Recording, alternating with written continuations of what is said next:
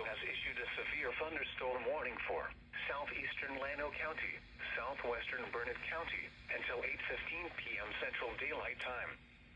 At 7:10 p.m. Central Daylight Time, a severe thunderstorm was located near Oxford, or 10 miles south of Llano, moving east at 30 miles per hour. Hazard, ping-pong ball-size hail and 60 miles per hour wind gusts. Source, radar indicated. Impact, people and animals outdoors will be injured. Expect hail damage to roofs, siding, windows, and vehicles. Expect wind damage to roofs, siding, and trees.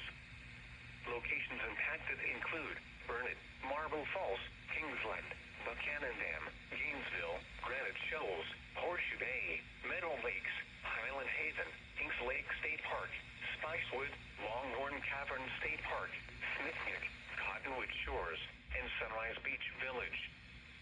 For your protection, move to an interior room on the lowest floor of a building. The storm is producing large hail. Seek shelter now inside a sturdy structure and stay away from windows.